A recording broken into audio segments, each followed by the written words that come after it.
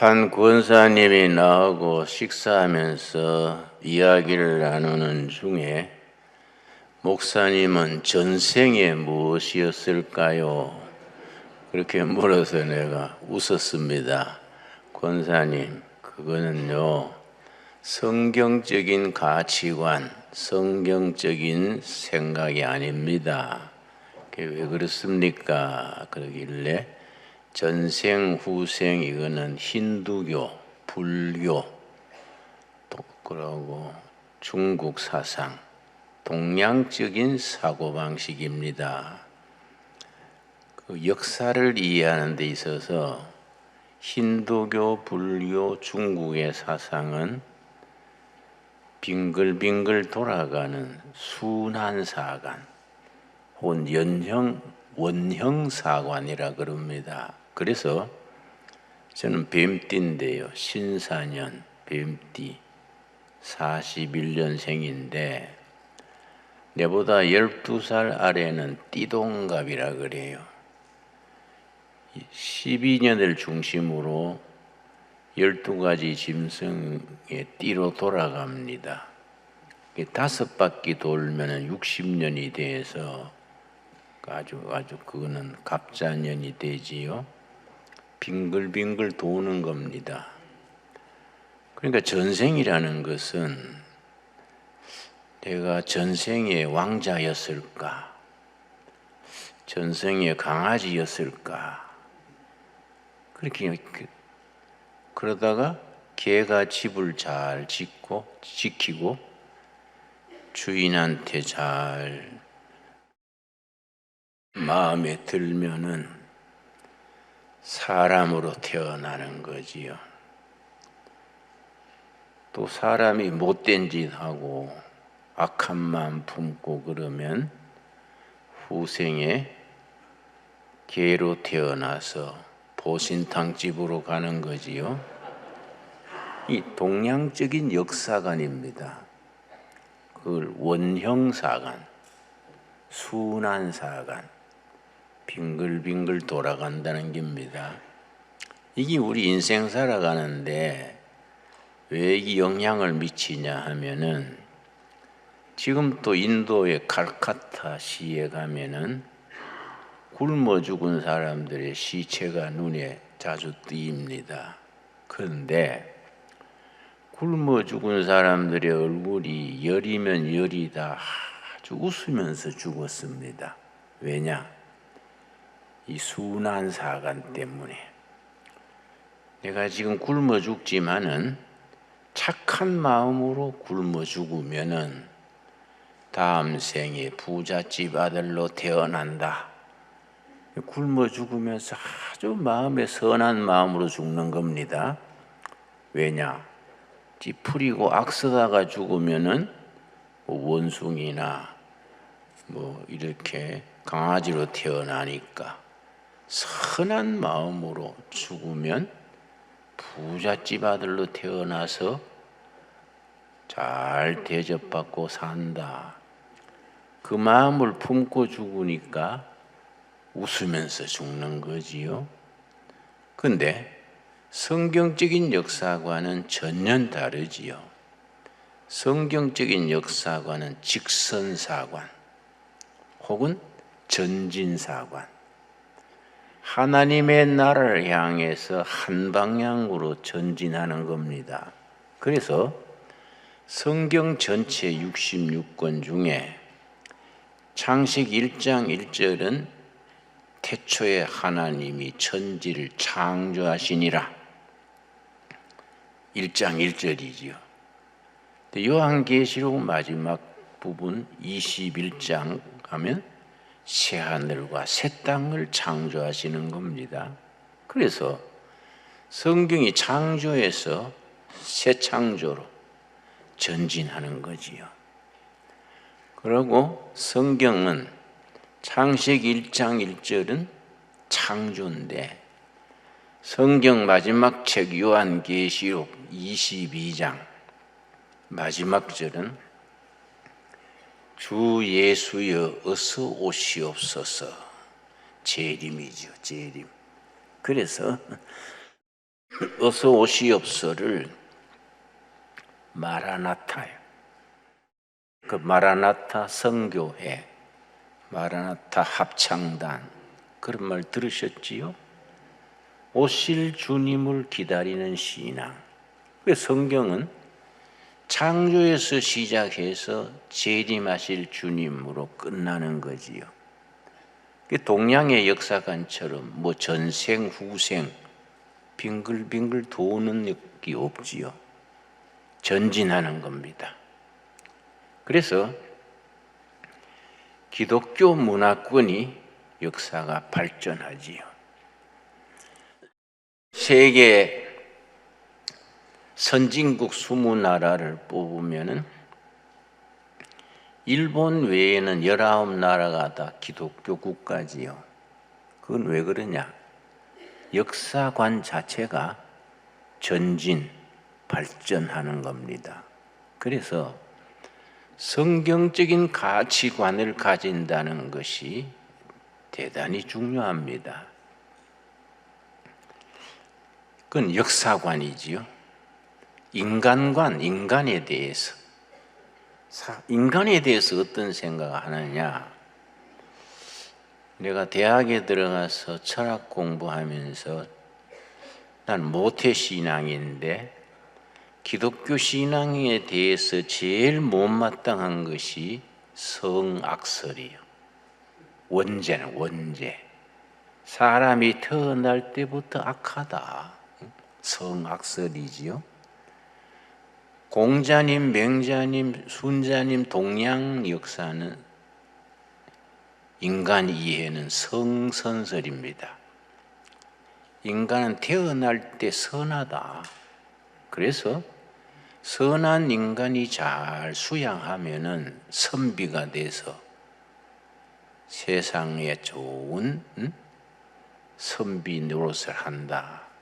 그래서 동양적인 교육의 핵심은, 유교의 교육은 수신, 제가, 치국평천하, 몸을 잘 다스리고 날 때부터 선한 마음을 잘 다스리고 제가, 가정을 잘 다스려서 치국, 나라를 잘 통치하고 천하를 이룬다.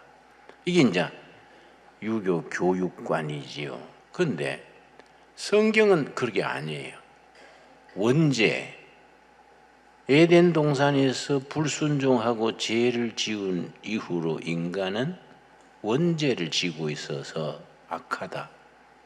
성악설이지요. 다 죄인이죠. 다 죄인. 그 내가 철학과에서 그걸 공부하면서 이거 마음에 안 드는데 어린이가 태어나서 뭐 깨끗하게 태어났지 뭔 죄가 있냐. 젖달라고 울은 것밖에 죄가 더 있냐. 응? 근데 성선설이 옳다. 공자님, 맹자님 사상이 옳다. 이 성경은 이거는 마음에 안 든다. 그래 생각했는데 내가 이제 은혜를 받고 성령 체험도 하고 세월이 가서 30살, 40살 가니까 성경의 말씀이 맞다. 그래서 다 악한 거예요, 우리가. 너도 악하고 나도 악하다. 너도 죄인이고 나도 죄인이다. 다 죄인들끼리 모여 살려면 어떻게 해야 되냐? 너도 이기주의고 나도 이기주의고 이 서로 욕심이 부딪힌다. 그러면 사회가 엉망이 되니까 어떻게 해야 되느냐? 법을 만들자. 법을 지키고 서로 충돌되지 않게 다른 사람의 인권, 다른 사람의 인격을 존중해주고 부딪히지 않게 하자. 이 법치죠, 법치. 법으로 다스리는 법치는 성경에서 나왔습니다. 기독교 국가들이 법으로 다스려지는 법치지요. 그래서 성경과 민주주의에 아주 밀접한 관계가 있는데 우리 자유민주주의의 기본은 4가지입니다. 정치적으로 자유민주주의, 경제적으로 시장경제, 또 인권 존중, 법치사회, 이 민주주의의 네 가지 기본 가치인데 이게 기본이 성경이죠. 성경에서 그게 나온 겁니다. 자유민주주의에 대해서 성경적 기초가 어디 있느냐? 지금부터 170년 전에 영국의 존 스튜어트 밀이라는 정치 사상가가 있었습니다. 그 사람이 자유민주주의의 그 사상적 기초책을 냈는데 On Liberty, 책 제목이 자유에 관하여, 자유론이지요. 존 스튜어트 밀이라는 사상가가. 그 인간이 자유하라는 것은 하나님이 부여하신 기본이다, 기본. 하나님이 사람을 창조하실 때에 자유를 누리고 행복하게 살도록 하셨다. 그걸 성경에서 요한복음 8장 32절입니다. 요한복음 8장 32절. 그래서 신앙인으로 산다는 것은 성경적 가치관을 가지고 살아야 되지요. 예수 잘 믿다가 전생에 무엇이었까? 후생에 내가 뭘로 태어날까? 이렇게 헷갈리는 거예요. 그건 불교적인, 힌두교적인, 동양적 사관이다, 그지요. 성경적 역사관, 인간관, 이런 게 참 중요한 겁니다. 성경적 가치관에서 민주주의가 나오고 열린 시장 경제가 나오고 법치, 아까 말씀드렸지요. 니도 죄인이고 나도 죄인이고 니도 네 욕심대로 살고 나도 내 욕심대로 사니 이거 부딪히면 안 되지 않냐? 어떡하냐? 법을 만들자, 법. 법을 정해가지고 법을 지키고 살면은 서로 부딪히지 않고 살 수 있다. 이 법치란 말이지요. 그래서 성경적 인간관에서 법치가 발전한 겁니다. 이해가십니까? 그러니까 우리가 신앙생활 하면서 성경적 가치관으로 살아야 돼요. 그런데 우리가 성경적인 정치 제도의 기본이 어디냐? 요한복음 8장 32절. 진리를 알지니 진리가 너희를 자유롭게 하리라. 진리 대신 예수님이 우리를 자유케 하는 거예요. 자유. 그러고 36절. 그러므로 아들이 너희를 자유롭게 하면 너희가 참으로 자유로우리라. 하나님이 주신 자유를 누리는 삶. 이 자유민주주의의 성경적 출발점이지요. 또 예를 들어서 갈라디아서 5장 1절. 말틴 루터가 가장 좋아했다는 말씀이고 또 이승만 대통령이 평생에 자기 신조로 삼았다는 말씀이 갈라디아서 5장 1절입니다. 대단히 중요하지요. 이게 자유민주주의 우리 정치 제도의 출발점이라는 겁니다. 갈라디아서 5장 1절 말씀.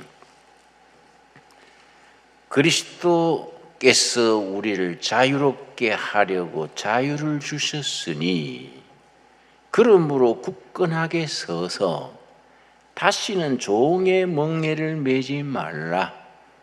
예수님이 하나님 이 땅에 오셔서 고난당하시고 섬기시고 죽으시고 부활하셨는데 우리에게 뭘 주셨느냐? 자유를 주시려고.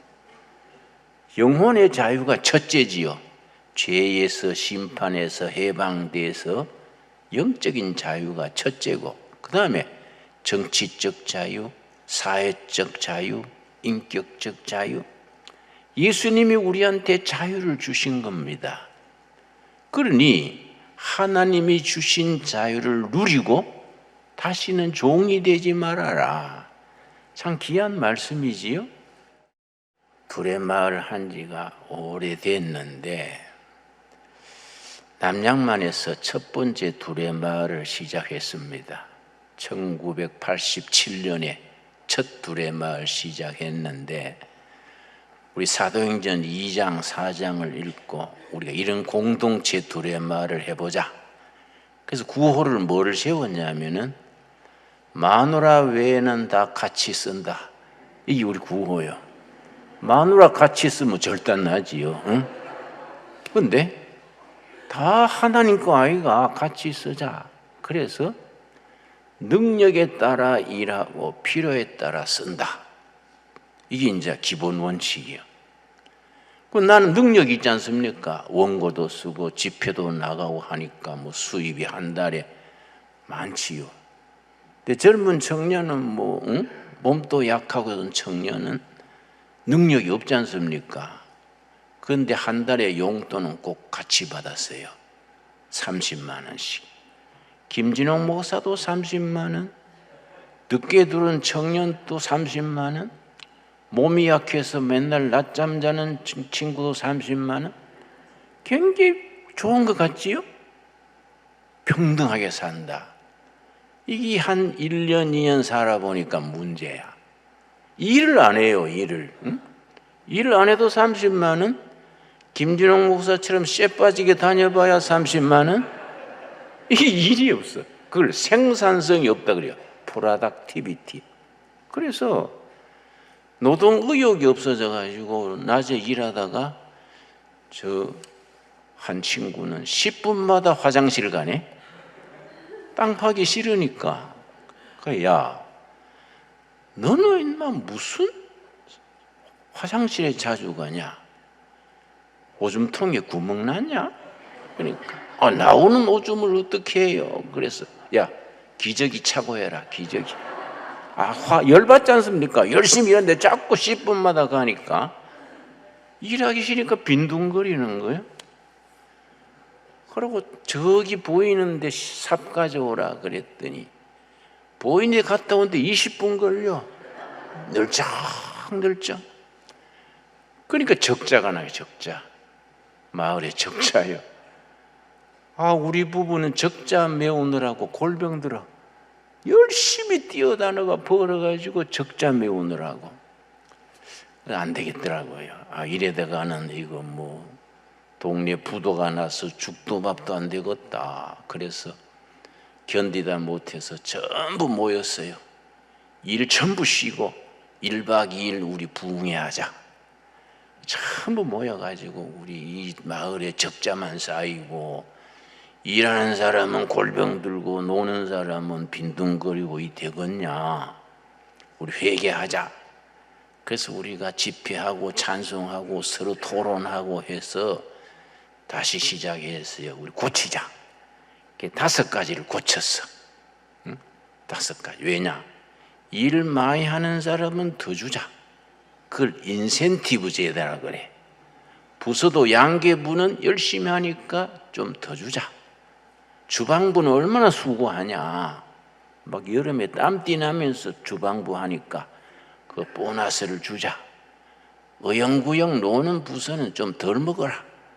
인센티브 제도를 하고 5가지를 고쳤는데 훨씬 적자가 줄고 다르더라고요. 그때 내가 북한 돕기를 했습니다. 북한 낮은 선봉에 농장을 했어요. 그때 남북 관계가 좋을 때지요. 북한에 농장을 하는데 이제 낮은 선봉시 인민위원장, 우리는 시장이요. 낮은 선봉시 시장하고 식사를 하는데 그러고 이제 당 간부들 모여서 시장하고 식사하는데 저녁 7시에 식사를 시작했습니다. 식사하다가 김 선생, 남조선에서 뭐 합니까? 두레마을 공동체를 합니다. 공동체라는 건 뭐예요? 우리 구호가요. 능력에 따라 일하고 필요에 따라 쓴다. 실력 있는 사람은 열심히 벌고 없는 사람도 그냥 같이 삽니다. 그거 우리 공산주의하고 비슷합니다. 그 얘기를 해보시라요. 그 내가 이제 얘기를 했지요.